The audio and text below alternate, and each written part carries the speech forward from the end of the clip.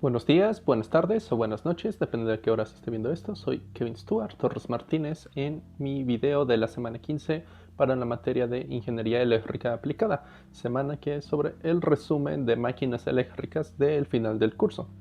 Para finalidades de este video utilizaré esta hoja con las preguntas generadoras para guiarme. Pregunta 1. ¿Qué máquinas eléctricas revisaste este semestre? Este semestre nosotros en laboratorio revisamos principalmente motores. Primero practicamos un poco circuitos eléctricos básicos de control electromagnético a través de una conexión con enclavamiento. Y de ahí nosotros pasamos a trabajar primero prendiendo bombillas, luego utilizamos un motor de corriente continua, luego un motor de corriente alterna y un motor de corriente trifásica.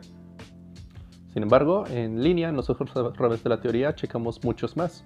Checamos desde servomotores, motores eléctricos pequeños de corriente directa, a motores de gran tamaño trifásicos en configuración tanto delta como estrella. También revisamos transformadores, alternadores, generadores, en general, todas las máquinas eléctricas. Segunda pregunta. ¿Cómo se clasifican las máquinas eléctricas? Principalmente en tres grandes grupos: generadores, motores y transformadores. Los generadores son precisamente aquellos que se les entrega cualquier forma de energía, sea mecánica, sea solar, sea de algún tipo de movimiento, eólica o hidráulica, y dan en su lugar electricidad. Por otra parte, los motores son aquellos que se les entrega energía eléctrica y las transforman en energía mecánica de algún tipo.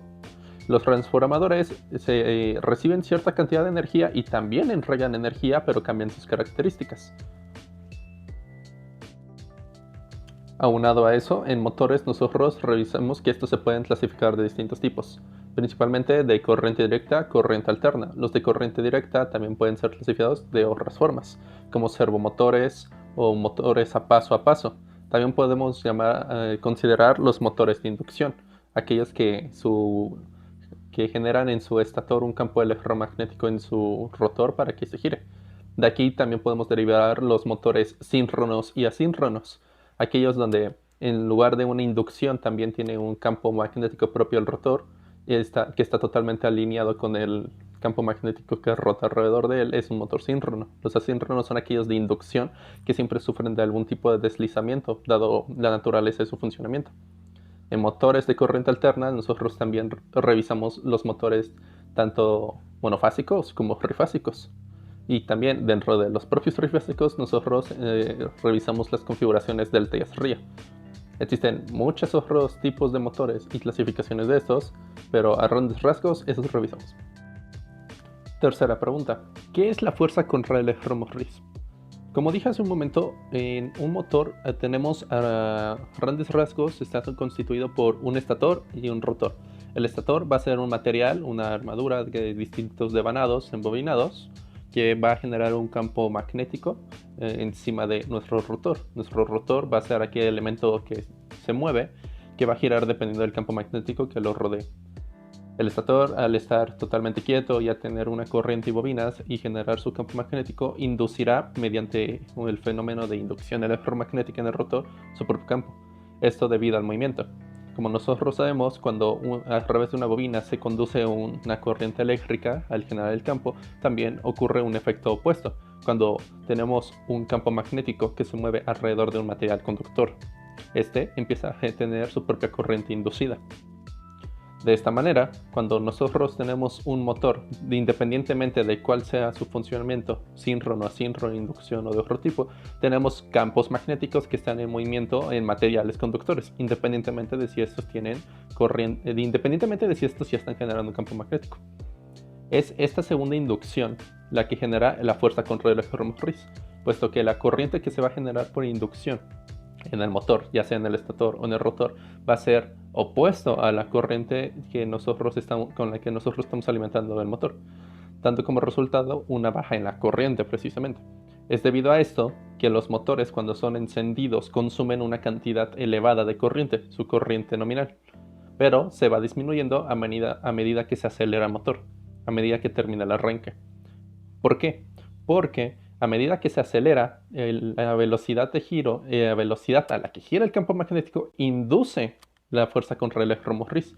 la cual se opone a la corriente de entrada. Por eso empieza a disminuir. Llegan a un punto de equilibrio donde no se puede hacer, la velocidad no aumenta más de lo que lo resta en la fuerza contra motriz, llegando así a una corriente muy baja. Precisamente, la corriente en un motor aumenta cuando éste se carga, puesto que reduce la velocidad a la que gira, y la reducción de velocidad da lugar a un consumo de corriente mayor que el de la fuerza electromotriz contra el electromotriz que se induce. Cuarta pregunta. ¿Qué relación existe de la fuerza contra el electromotriz con las máquinas eléctricas?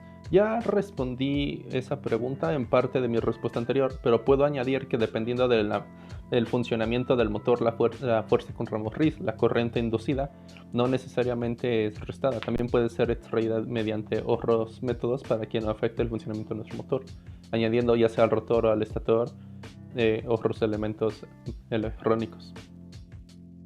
Quinta pregunta. ¿Qué es un transformador? Un transformador es una máquina eléctrica que se utiliza en circuitos de corriente alterna. Su función es simple. Este recibe una corriente de entrada y da uno de salida con distintas características. La frecuencia de la corriente alterna se mantiene, pero se utiliza para aumentar o disminuir el voltaje o para separar distintos circuitos sin que estos se toquen. Consta de un devanado de entrada, un devanado principal, un devanado secundario y un núcleo electromagnético que une estos. No hay ningún elemento móvil dentro del mismo, funciona meramente por las leyes de la inducción electromagnética de Faraday. Este se utiliza para hacer más seguro la transición de distintas fuentes de energía en distintos puntos de un circuito.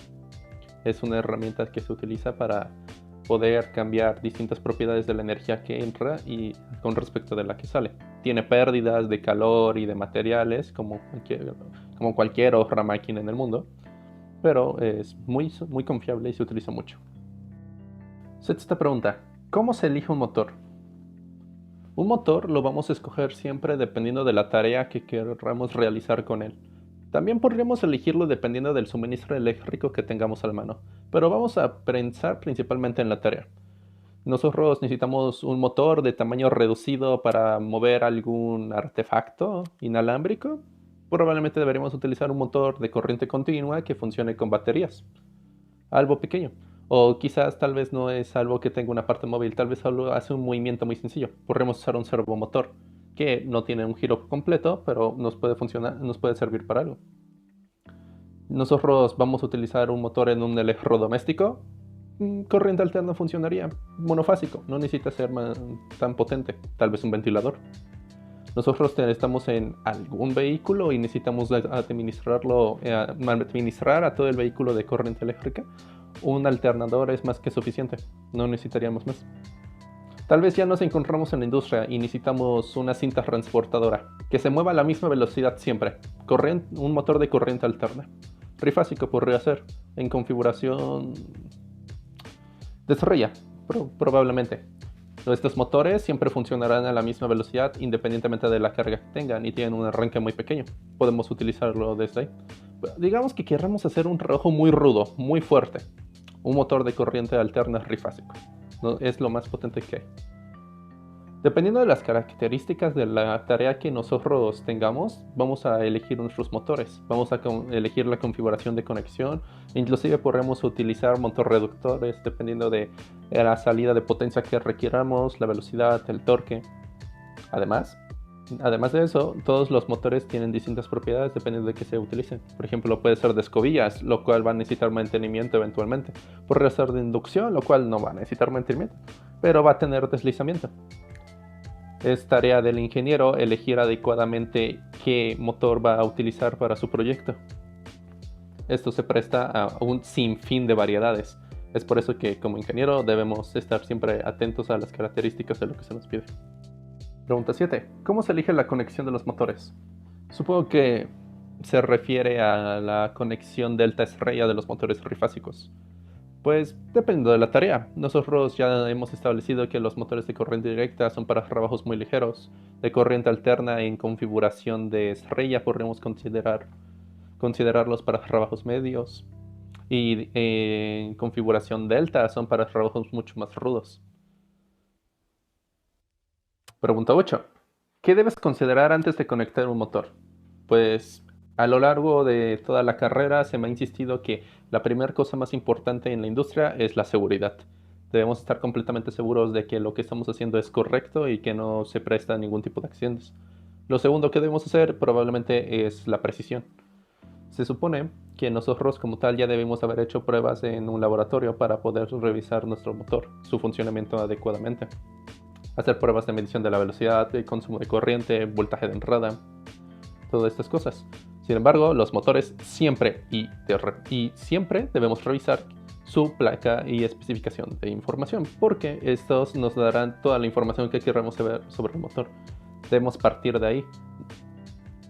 Además de eso, lo típico, revisar las conexiones, revisar que se trabaje adecuadamente, no pasarnos los límites de la carga de potencia, entre muchas otras cosas. Sin más por el momento, yo me despido. Espero que pase buena noche, buen día o buena tarde, depende de qué hora esté viendo esto. Y muchas gracias por la materia. Adiós.